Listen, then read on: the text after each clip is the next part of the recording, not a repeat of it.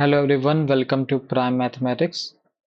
So today we are come across JEE Advanced 2025 paper 2 question number 2, right? यहाँ पे हमारे पास R set of real number है, हमें area निकालनी है इस रीजन की जो इनके द्वारा बाउंडेड हो, ठीक है। टोटल यहाँ हमारे पास 4 कर्व्स हैं, इन 4 कर्व्स की बाउंडेड एरिया हमें निकालनी, ठीक है। तो सबसे पहले एक ग्राफ बनाते हैं।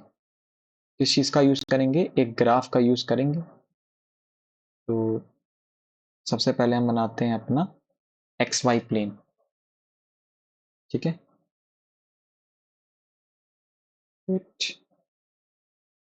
तो ये हमारा आता है एक्स वाई प्लेन, ठीक है। थोड़ा सा बड़ा यूज करते हैं।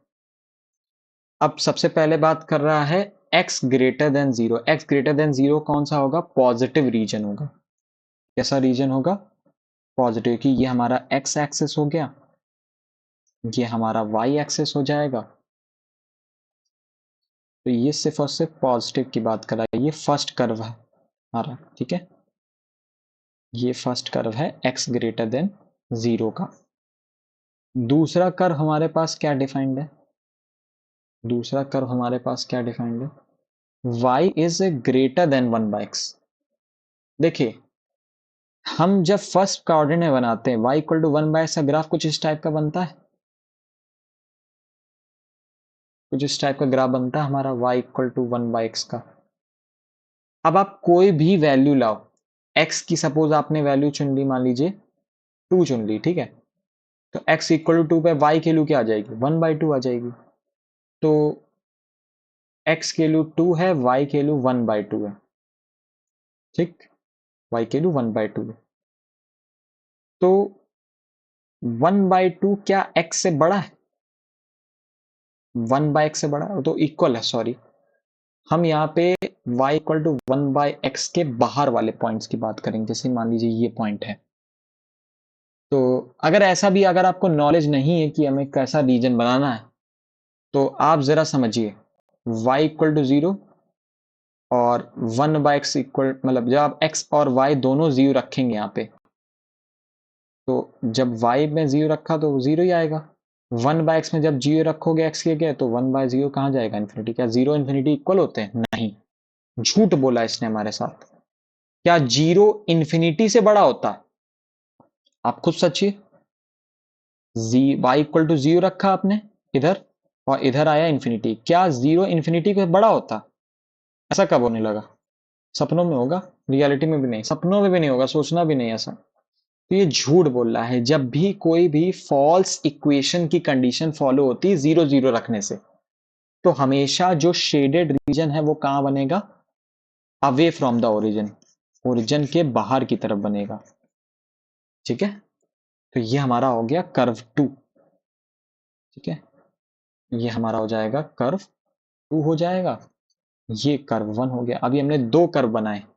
दूसरे कर्व की बात करें, 5x minus 4y minus 1 equal to 0। तो पहले तो इस लाइन का अगर हम इंटरसेप्ट फॉर्म में चेंज करना चाहें, देखिए लाइन क्या है हमारे पास? 5x minus 4y minus 1 equal to 0 suppose consider करते हैं। तो 5x minus 4y equal to 1, ठीक है। 5x minus 4y equal to 1 करें, इंटरसेप्ट फॉर्म में चेंज करें, दोनों साइड इनके एलसीएम डिवाइड करिए 20 से।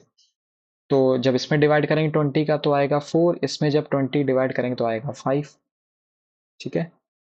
इधर आ जाएगा 1/20। लेकिन 20 भी एक प्रॉब्लम यहाँ बन सकता है। आप एक काम करिए, simple x intercept y intercept निकालिए। जब हमें x इंटरसेप्ट निकालना होगा तो y को 0 रखेंगे x इंटरसेप्ट के लिए। तो जब y के लिए आप 0 रखोगे तो आपको क्या मिलेगा? आपको x की वैल्यू 1/5 मिलेगी। जब आप x 0 रखोगे y इंटरसेप्ट के लिए, तो आपको क्या मिलेगा? x की वैल्यू, सॉरी y की वैल्यू क्या मिलेगी आपको इस बार? 1/4 माइनस की मिलेगी, है ना, माइनस का 1/4। तो हमारे पास 1/5 और माइनस 1/4 ये पॉइंट्स आते हैं हमारे पास, ठीक है। तो इन्हीं पॉइंट्स का यूज करते हुए एक आया है y इज इक्वल्स टू, क्या पॉइंट आया हमारे पास? y equal to 0, x equal to 1/5। Suppose ये हमारा 1 है, ठीक है, 1 पे, हाँ ठीक है, 1 मान लीजिए आपके पास इधर 1 है, ठीक है, ये 1 है तो 1/5 लगभग इधर मान लीजिए 0.2 है समथिंग। तो आप कुछ इस टाइप से ले सकते हैं, ये पॉइंट हमारा 1,1 है, ठीक है, 1/5 सपोज यहाँ पे आ गया, ठीक है, ये आपका हो गया x इंटरसेप्ट। y इंटरसेप्ट की बात करें तो वो है -1/4, -1/4 होता है माइनस का 0.25, तो लगभग वैल्यू यहाँ आ जाएगी। तो इस बार जो ग्राफ बनेगा, ये x ग्रेटर देन 0 में ही आपको ग्राफ बनाना है, तो इस बार का ग्राफ कुछ इस टाइप से बनेगा आपका, ये आपकी लाइन जाएगी, ठीक है, देखिए ये आपकी लाइन बन गई है, जिसका नाम क्या है, हम क्या कह सकते हैं, इस लाइन का नाम क्या है, इस लाइन का इक्वेशन का नाम है 5x माइनस 4y माइनस 1।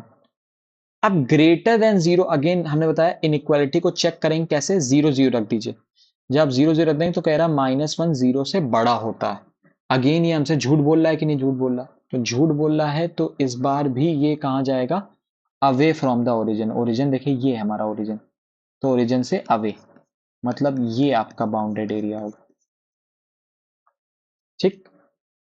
अब बात करें हमारी थर्ड और मतलब last fourth line, 4x plus 4y equal to 17, तो 4x plus 4y minus 17 equal to 0। जब हम x की वैल्यू 0 रखेंगे तो y की वैल्यू 17/4 कितनी आएगी, 4 16, 4.25। जब y 0 रखेंगे तो x की वैल्यू कितनी आएगी, 4 16, 4.25। अगेन आप देख सकते हैं y और x इंटरसेप्ट सेम आ रहा है ना, तो 4.25 लगभग कहाँ आएगा, लगभग हम इधर मान सकते हैं, यहाँ पे ये 4.25 है, 4.25 ये इधर रहेगा, तो इस बार लाइन जो है लगभग मान लीजिए यहाँ पे 4.25 है, इधर आपकी 4.25 है, तो इस बार की जो लाइन की इक्वेशन बनेगी वो कुछ इस टाइप बनी थी, मान लीजिए इस तरीके हम ग्राफ बना देते हैं, ठीक है, इस तरीके आ जाता है ग्राफ। तो अब ऐसा रीजन चाहिए जो तीनों से ऑब्स्ट्रक्ट हो, है ना, x ग्रेटर देन 0 से भी ऑब्स्ट्रक्ट हो, ठीक है, x ग्रेटर देन 0 तो हमारा ये पूरा फर्स्ट और फोर्थ क्वाड्रेंट को ही हम कह सकते हैं। तो जो टोटल मुझे बाउंडेड रीजन मिल रहा है चारों कर्व को मिलाते हुए, वो कुछ ये रीजन नहीं मिल रहा, देखिए कुछ ये रीजन आपको मिलेगा, ठीक है। इस ग्राफ का अगर हम मिनी वर्जन, मैक्रो वर्जन निकालें जूम करके, तो कुछ इस टाइप का ग्राफ बनेगा आपका, ठीक है, इस टाइप का ग्राफ बनेगा। तो हमें तो पहले ये पॉइंट्स निकालने पड़ेंगे, हमें पहले सबसे पहले कुछ पॉइंट्स निकालने पड़ेंगे, ये पॉइंट निकालना पड़ेगा, ये पॉइंट निकालना पड़ेगा और ये पॉइंट निकालना पड़ेगा। ये फर्स्ट कर्व है, सॉरी ये सेकंड कर्व है हमारा, और ये हमारा, सॉरी ये हमारा थर्ड कर्व है, एक्चुअली ये लाइन है ना, और सेकंड कर्व हमारा बॉटम है, ये हमारा फोर्थ कर्व है, ठीक है, और अंदर का रीजन तो फर्स्ट कर्व डिनोट करता है, तो हमें ये रीजन निकालना, हमें ये एंड पॉइंट्स ही निकालने सबसे पहले, तभी हम प्रॉपरली इंटीग्रेट कर पाएंगे। तो सबसे पहले हमें इंटरसेप्ट निकालना पड़ेगा थर्ड और सेकंड का, तो ये इक्वेशन हमारी थर्ड को डिनोट करती है, ये सेकंड कर्व है, ये फर्स्ट कर्व है, और ये कितना आ रहा, फोर्थ कर्व, ठीक है। सबसे पहले हम अपने कर्व्स की इक्वेशन निकालें, फिर पहले हम इन पॉइंट्स का नेमिंग कर देते हैं। सबसे पहले इन पॉइंट्स की नेमिंग क्या रखी जाए, ये पॉइंट हो गया ए, ये पॉइंट हो गया बी, ये पॉइंट हो गया सी। सबसे पहले अगर हमें ए निकालना है तो सेकंड और थर्ड कर्व, तो सेकंड और थर्ड कर्व को पहले पहचानिए। सेकंड कर्व हमारा है y इक्वल टू 1/x, और फर्स्ट थर्ड कर्व है हमारे पास 5x minus 4y minus 1 equal to 0। जब y इक्वल टू 1/x रख देंगे तो आपको मिलेगा 5x square minus x minus 4 equal to 0। और ये किस में फैक्टराइज होगा, 5 + 5 - 4 मतलब x - 5/5। जब फैक्टराइज करेंगे तो आपको ये कुछ इस टाइप का मिलेगा, x + 4/5। तो यहाँ से x की वैल्यू 2 आएंगी, एक 1 आएगी, फिर एक x की वैल्यू आएगी -4/5, क्योंकि हमारे पास x की वैल्यू पॉजिटिव ली गई है तो -4/5 लेंगे नहीं। तो ये पॉइंट A होगा 1,1, क्योंकि जब आप x की वैल्यू इसमें सब्स्टिट्यूट करोगे 1 तो आपको A कोऑर्डिनेट मिल जाएगा 1,1।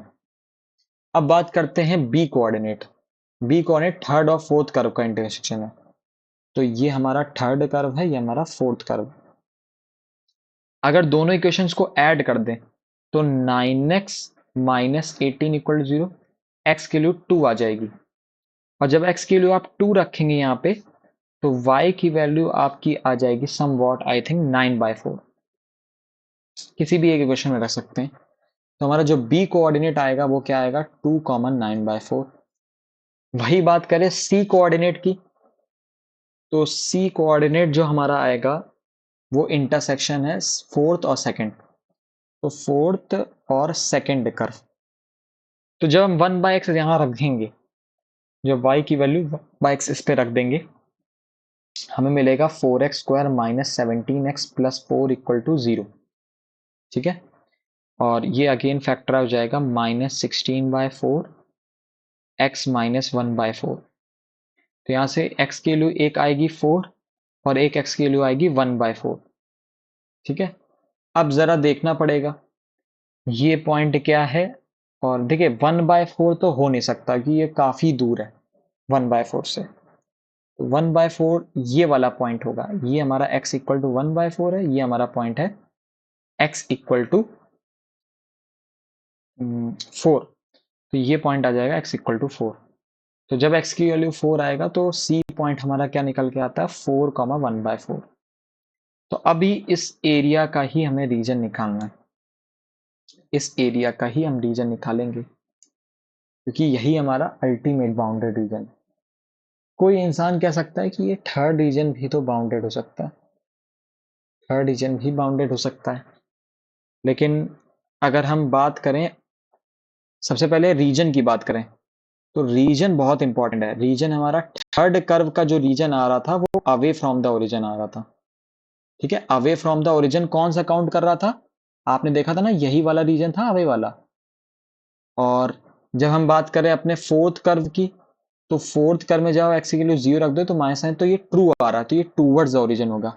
इसीलिए हमारा ये रीजन ही मेन आ रहा है। समझ में आ रही बात, क्योंकि ऑब्स्ट्रक्शन रीजन तो यही होगा ना, ये रीजन में थोड़ी ना आपका 5x - 4y - 1 ग्रेटर देन 0 आ रहा है, वो नहीं काउंट करा जा रहा, तो आपका यही मेन रीजन होगा। अब इसमें हमें इंटीग्रल निकालना, तो इंटीग्रल कहाँ से चलेगा, ये वैल्यू बाउंडेड है x = 1, x = 2, x = 4।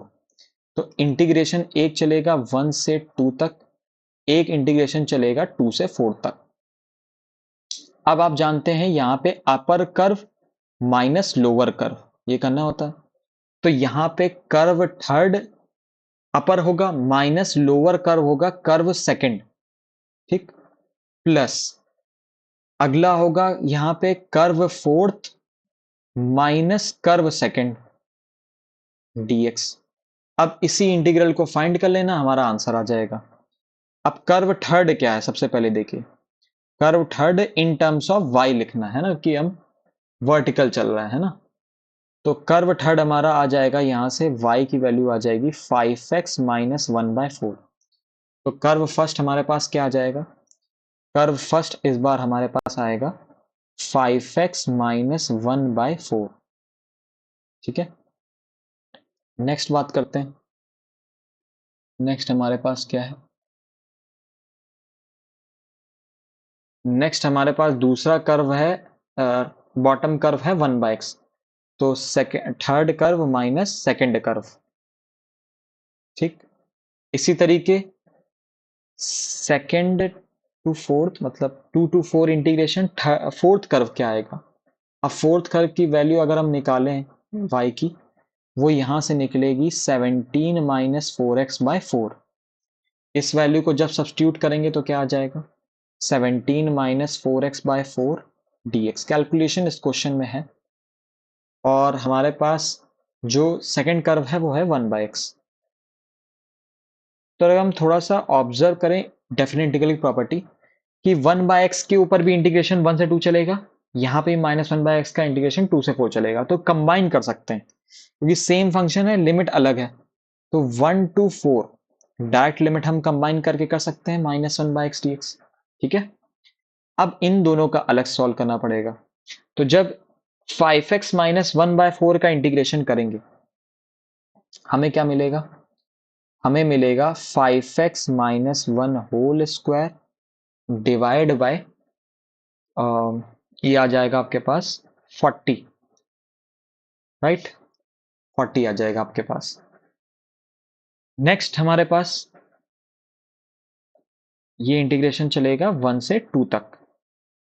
अगर हम 17 - 4x/4 का निकालेंगे तो ये हमें देगा 17 - 4x का whole square divide by -32, right? तो -32 एक कांस्टेंट है, तो उसको हम आउटसाइड द इंटीग्रेशन कर सकते हैं डेफिनेट के। 17 - 4x का होल स्क्वायर 2 to 4। तो अगर हम इनकी लिमिट्स रखें तो 1/40 एज सच कांस्टेंट है, जब 2 रखेंगे तो मिलेगा 10 - 1 का स्क्वायर बोले तो 9 का स्क्वायर बोले तो 81। ठीक है, 1 रखेंगे तो मिलेगा 4 का स्क्वायर 16 -1/32। 4 रखेंगे आ जाएगा 1, 2 रखेंगे तो आ जाएगा आपके पास 9 का स्क्वायर बोले तो 81। तो +80 हो जाएगा और 80/32 कितना आ जाएगा? 80/32 आ जाएगा,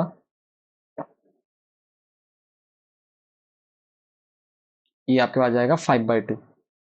आप सिंप्लीफाई कर लीजिएगा। ठीक है, 80/32 कितना आ जाएगा हमारे पास? 5/2 आ जाएगा, क्योंकि 8 4 ज़ा 32 हो जाएगा और ऊपर 8 10 ज़ा हो जाएगा 80। ठीक है, 2 ज़ा 4, हाँ कैलकुलेशन सही। 81 - 16 करेंगे तो हमें कितना मिलेगा? 65/40। और 65/40 भी एलिमिनेट हो जाएगा 5 से। 5 8 ज़ा 40, 5 ज़ा 5, 5 3 ज़ा 15। तो एलसीएम यहाँ पे आएगा 8, तो 33/8 ये पोर्शन आ जाता है। तो अगर हम अपने ऑप्शंस को ही देख लें तो यहाँ से ही ऑप्शन करेक्ट हो जाएगा बी, क्योंकि अलग निकालने की जरूरत ही नहीं, क्योंकि एक पार्ट देखिए, आपका एक पार्ट ही तो बस देखना है और ये एमसीक्यू क्वेश्चन है, 2 आंसर तो आएंगे नहीं। ठीक है, तो 33/8 minus log4 that's your correct answer. Other integral जो आपका है इसकी वैल्यू आप निकाल लीजिएगा, ये आपके पास ln4 ही आएगी ऑफ कोर्स। ठीक है, thank you so much everyone.